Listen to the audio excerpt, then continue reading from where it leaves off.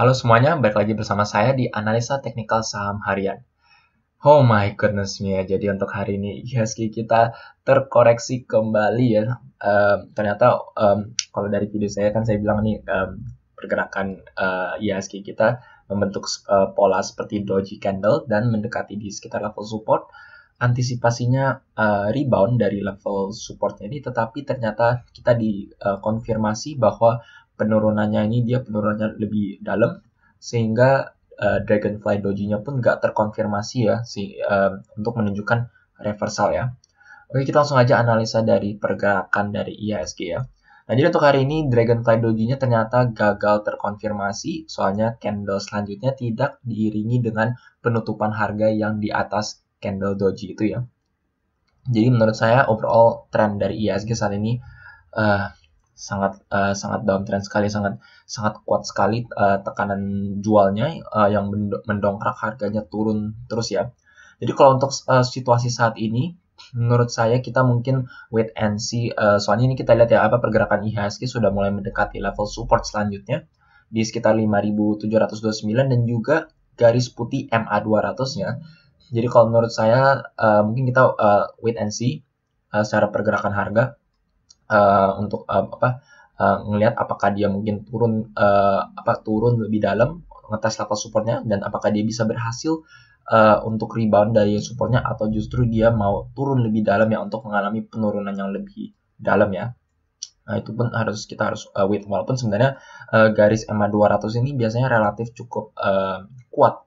Bisa dibilang salah satu support trendline yang cukup kuat sebenarnya ya dari pergerakan harga. Jadi seharusnya antisipasinya sih dari saya lihat pergerakan harga saja ya, antisipasinya sih seharusnya IHSG akan ada pantulan ya.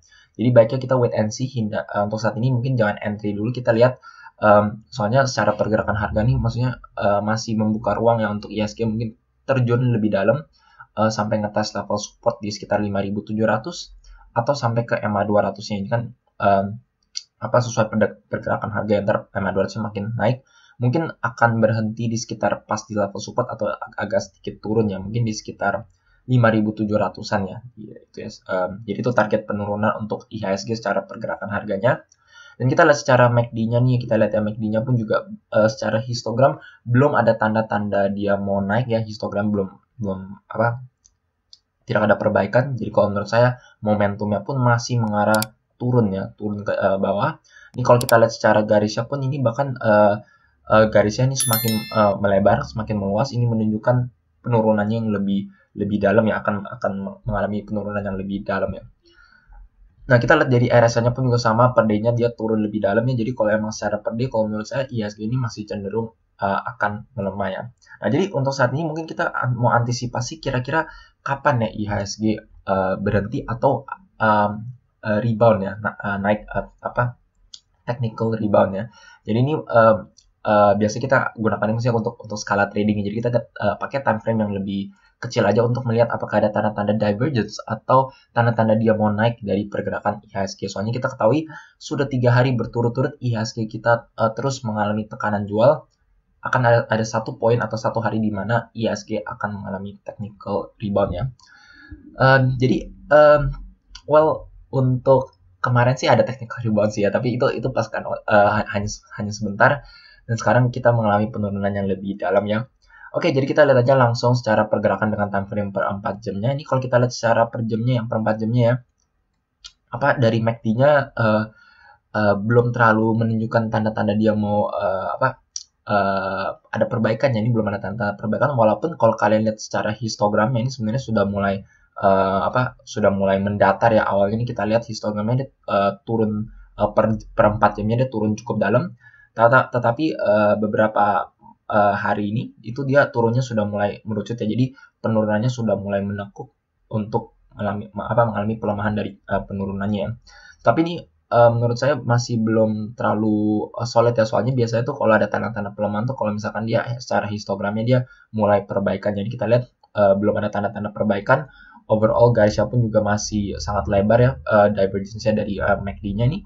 Jadi kalau menurut saya secara momentum masih mengalami penurunan ya. Nah, tapi di RSI ini cukup menarik ya. yang saya lihat ya. Maksudnya dari per day-nya kita lihat secara pergerakan harga per day-nya nih itu masih cenderung melemah. Tetapi kalau dari per 4 jam ini sebenarnya kita juga bisa dilihat ada tanda-tanda seperti divergence ya kalau menurut saya. Jadi kalau menurut saya mungkin kita bisa antisipasi technical rebound dari pergerakan IHSG. Soalnya ini kita ada 3 hari turun, mungkin kita akan mengalami technical rebound untuk sementara saja ya. Ini kita lihat dari per 4 jamnya RSI-nya dari awalnya dia di 27 di sini ya, waktu penurunan dia tanggal 18, terus dia naik ya, soalnya kan dia waktu kemarin tuh kita penutupan di zona hijau ya, jadi dia turun terus dia naik di zona hijau ya.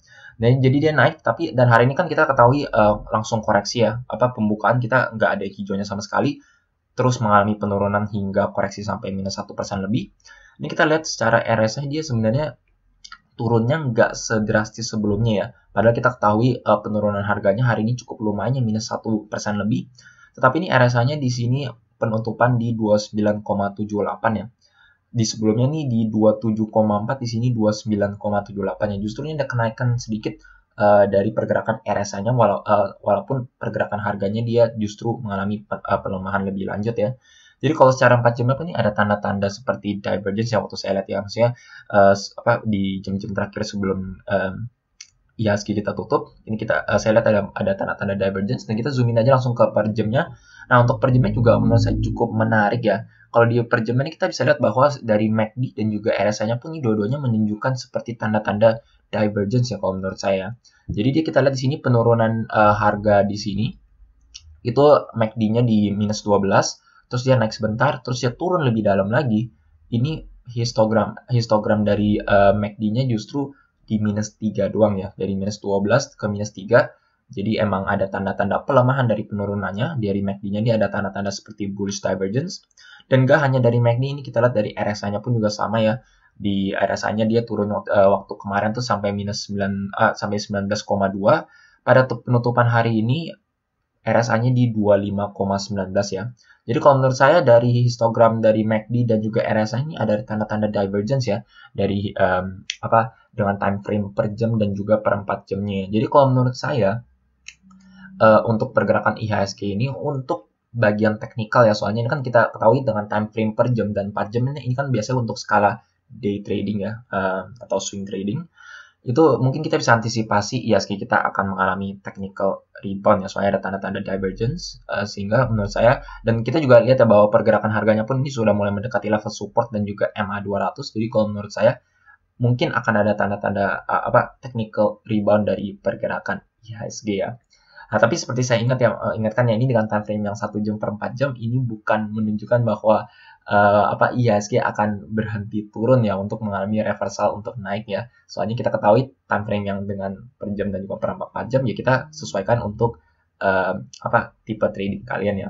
Dan biasanya misalkan kalau kalian investor pun biasanya investor bahkan nggak lihat time frame per jam atau 4 jam ya, dia rata-rata time frame per day, week atau bahkan monthly chartnya ya. Nah, jadi itu untuk pergerakan IHSG, update aja untuk pergerakannya ya. Oke, untuk selanjutnya mungkin saya akan bahas sedikit untuk BPKP ya.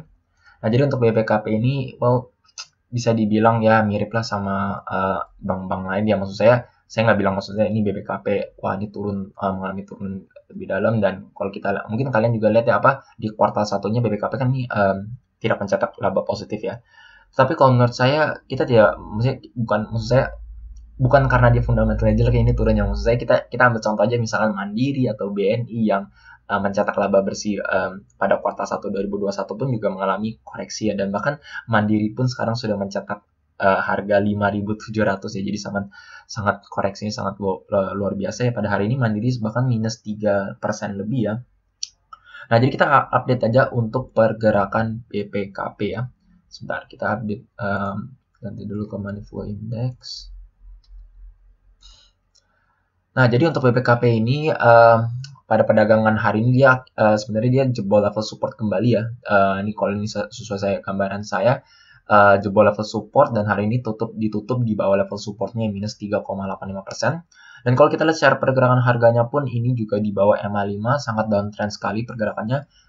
Ya mirip lah sama di emiten-emiten lainnya. Rata-rata saat IHSG kita kebakaran 3 hari ini sih rata-rata hampir semuanya tertahan di bawah MA5 semua ya.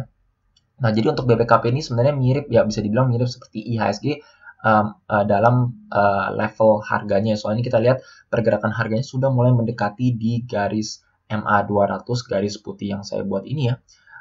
Bisa dibilang ini sebagai support trend line dari long term trend line-nya, yaitu di MA200-nya ya. Jadi kalau menurut saya secara pergerakan harga pun ini mungkin BPKP ini kita bisa antisipasi akan mantul dari MA200-nya ya.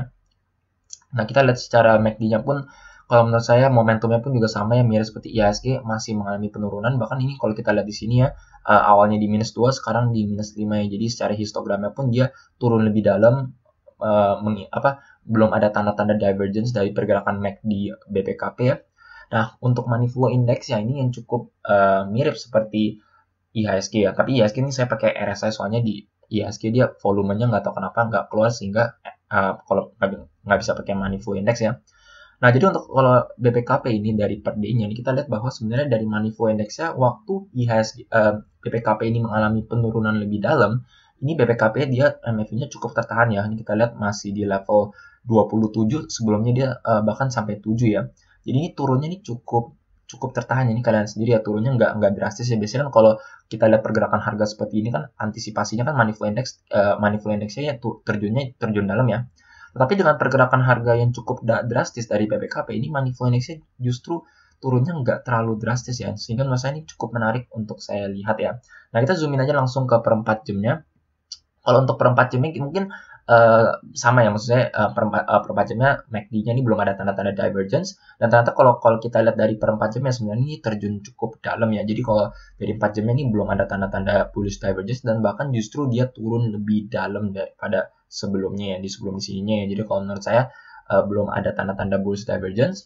Nah, tapi yang cukup menariknya itu adalah dari per jamnya ya, per jamnya dari BPKP ya.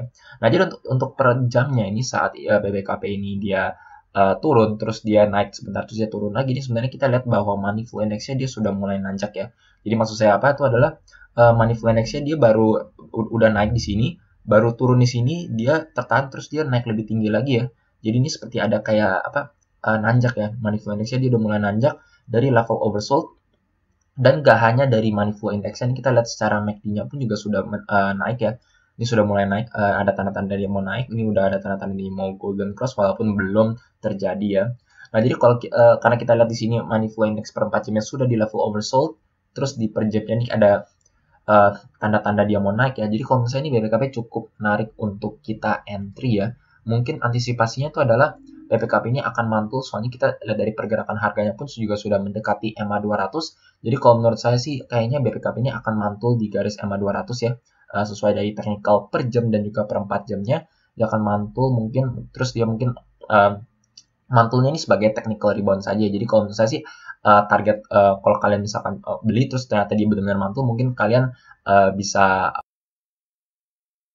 kayaknya kalau menurut saya sih ya pas di level resist ya. Kalau misalkan dia turun di sini terus dia naik, mungkin bisa take profit di level 414 ya gitu ya.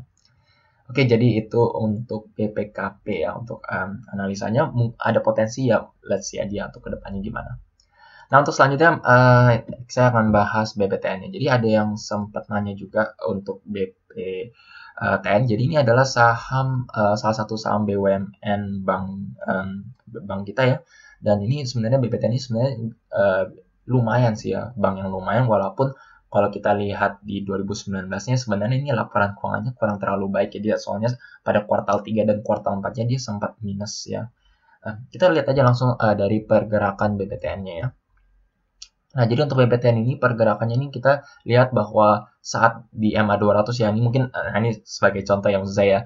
Ini kita lihat bahwa saat dia menyentuh MA200 dia mulai mantul ya, dan ada pantulannya pas di MA200 ya. Nah, tapi kalau kita lihat secara BPTN ini kita lihat bahwa harganya dia sudah tembus MA200-nya, dan bahkan kalau kita lihat sini sudah nembus level support, harganya pun di bawah MA5 ya.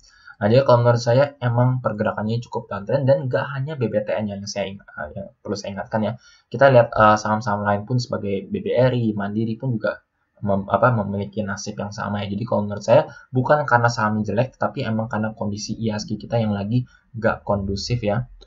Nah, jadi kita analisa aja untuk secara teknikal, dan ntar saya bahas sedikit mengenai fundamentalnya BBTN, apakah dia layak untuk kita investasikan ya. Nah, jadi kita lihat secara MACD-nya ini, kita lihat bahwa saat harganya dia cenderung melemah nih ya, ini yang menurut saya cukup menarik dari BBTN-nya. Kita lihat bahwa saat harganya dia turun di sini, terus dia naik sebentar, terus dia turun lebih dalam lagi ya. Ini kita lihat sebenarnya dari MACD-nya ini sudah nanjak ya. Ini kita lihat sendiri dia nanjak. Jadi kalau menurut saya ini ada tanda-tanda BBTN ini mau menunjukkan bullish divergence dari MACD-nya ya. Maksud saya apa itu adalah kita antisipasi ya, misalkan kalau dia ternyata pergerakan harganya dia turun lebih dalam, terus dia mulai rebound kembali, mungkin secara histogram di sini sebelumnya ya, sehingga kalau menurut saya dengan penurunan harga yang dia lebih dalam, tapi MACD garisnya ini menunjukkan tanda-tanda dia mau naik ya. Jadi ada tanda-tanda bullish divergence dari pergerakan MACD-nya ya. Nah, nggak hanya dari MACD-nya, ini kita lihat juga dari pergerakan money flow index-nya ya. Nah, saat harganya dia terus mengalami penurunan lebih dalam, ini kita lihat bahwa sebenarnya money flow index penurunan di sini sebenarnya walaupun maksudnya benar ya, dia turunnya lebih dalam dari sebelumnya nih ya. Awalnya dia terus mengalami kenaikan ya. Tetapi kita lihat sebenarnya penurunan di sini sebenarnya relatif terjaga ya. Relatif terjaga ini kita lihat penurunan di sininya di tanggal 17 ini money flow index terjun hanya 35 dan pada 19 ini sudah mulai naik kembali ya, walaupun hari ini minus 1,59 ya. Jadi ini overall secara money flow index kita lihat nih trennya mengalami kenaikan, MACD-nya pun juga overall masih mengalami kenaikan ya menurut saya. Maksudnya ini harganya mungkin cenderung dia melemah, tetapi ini garisnya menurut saya pasti akan mengalami kenaikan ya. Jadi kita menurut saya ini cukup menarik ya untuk BBTN ini ya. Soalnya menurut saya ini akan ada tanda-tanda seperti divergence walaupun masih belum ada ya. Maksudnya ini cuma saya antisipasi soalnya secara pergerakan harganya dari MACD-nya dan juga money flow index-nya ini tanda-tandanya sih ada bullish divergence ya. Kita lihat aja dengan per 4 jamnya. Per 4 jamnya ini kita lihat bahwa emang dia terjun lebih dalam, menyentuh level di bagian level lebih oversold. Terus kita zoomin aja ke per jamnya. Nah, untuk per jamnya ini kita lihat bahwa harganya sudah mulai tertahan ya. Ini kita lihat sini money flow index-nya di level 29, terus di sini 30 dan saat ini di 33. Jadi sudah mulai tertahan, bahkan belum menyentuh level lebih rendah, dia sudah mulai tertahan di level money flow index di 30-an ya. Ini kita lihat juga dengan time frame per jamnya 4 jamnya ini sudah di level oversold. Jadi kalau menurut saya BBTN ini cukup menarik ya untuk kita mungkin masuk atau untuk diinvestasikan, soalnya kalau menurut saya ini akan ada tanda-tanda bullish divergence untuk yaitu reversal dari pergerakan BBTN ya. Nah, jadi itu untuk pergerakan teknikalnya ya, dan sekarang saya ingin sekilas bahas untuk secara fundamentalnya dan mungkin ini saya jawab aja. Jadi kalau menurut saya BBTN ini masih cukup layak untuk kalian investasikan jangka panjang, soalnya ini kita langsung aja bahas secara fundamentalnya ya. Nah, jadi untuk secara fundamentalnya di kuartal 1 BBTN ini di 2021 itu justru dia mencetak laba bersih dan bahkan secara year on year ini mengalami kenaikannya dibandingkan 2020 ya. Jadi overall menurut saya ini cukup baik. Terus kita langsung lihat aja ininya. Nah, kenapa menurut saya BBTN ini masih cukup layak, dan kalau secara teknikal kan kita lihat ya ada tanda-tanda dia mau naik ya. Menurut saya ini juga didorong dengan fundamentalnya. Kenapa? Soalnya kita lihat aja. Ini secara book value per share dari BBTN ini 1.805 ya. Harga sekarang itu BBTN hanya di 1.500 ya. Jadi kalau bisa dibilang harga sekarang ini masih di bawah book value sewajarnya BBTN. Jadi secara book value menurut saya ini cukup murah ya. Dan kalau kalian bandingkan dengan saham-saham bank lain yang dimana-mana rata-rata book value-nya tuh biasanya di kisaran 1,2 terus sampai 3 ya. Tapi rata-rata sih 1 sampai 2 ya. Jarang banget emiten bank yang di bawah 1 ya, maksudnya yang bank-bank yang bagus ya. Nah, ini kan BBTN kita ketahui bank sebenarnya ini bank yang lumayan juga ya. Nah, kita lihat secara evaluasi harganya ini kita lihat price earning ratio-nya masih 6,56 kali ya. Jadi relatif murah, book value-nya pun masih di bawah 1, 0,86 kali ya. Jadi kalau menurut saya BBTN ini di harga 1.550 ini cukup murah. Sehingga kalau menurut saya, kalau kalian beli saat ini bisa tergolong sebagai value investing ya. Soalnya kalau menurut saya, harganya pun masih di bawah book value-nya. Nah, kita langsung lihat aja dengan ininya. Maksud saya kan bisa aja, BBTN kan emang di perdagangan di harga di sekitar book value segini. Nah, kita langsung lihat aja secara standard deviation-nya di 10 tahun ke belakang ini ya. Nah, jadi untuk BBTN ini secara price earning ratio-nya pun dia rata-rata diperdagangkan di 11 ya.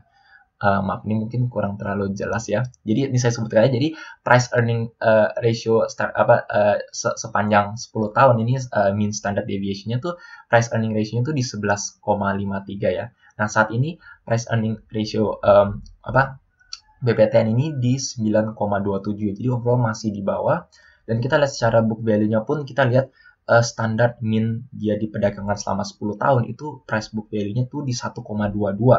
Saat ini book value-nya BPTN itu di 0,86 ya. Jadi overall relatif masih murah dibandingkan dengan emiten-emiten lain misalkan BBRI atau BCA ya. Nah, jadi kalau menurut saya secara kesimpulan apakah BPTN ini cukup layak diinvestasikan untuk jangka menengah jangka panjang? Kalau menurut saya sih cukup layak ya, soalnya saat ini aja menurut saya ini masih relatif lebih murah daripada book value-nya ya. Sehingga itu menurut saya itu menjadi salah satu alasan mungkin kita lihat sini ada tanda-tanda dia penurunannya nggak setajam emiten-emiten lain. Walaupun sebenarnya ini kita lihat harganya cenderung sama ya seperti bank-bank lain, harganya sudah tembus MA 200 ya. Nah, tapi kalau menurut saya untuk BPTN ini lebih layak dibandingkan saham-saham bank lain ya, sebagai contohnya misalkan BBRI atau BCA. Soalnya sebenarnya kalau BBRI sama BCA kan sebenarnya harganya juga relatif udah cukup mahal ya sebenarnya ya. Nah, untuk BPTN ini sebenarnya masih relatif cukup murah untuk kalian beli saat ini ya. Jadi kalau menurut saya cukup baik untuk kita investasi atau bahkan beli BPTN ya. Oke, jadi untuk video kali ini untuk sekian saja. Jika kalian merasa video seperti ini bermanfaat untuk kalian, jangan lupa untuk subscribe dan juga pencet tombol bell di sebelahnya supaya kalian selalu terupdate dan ternotifikasi dengan video-video yang saya akan upload setiap harinya. Sekian dari saya, terima kasih.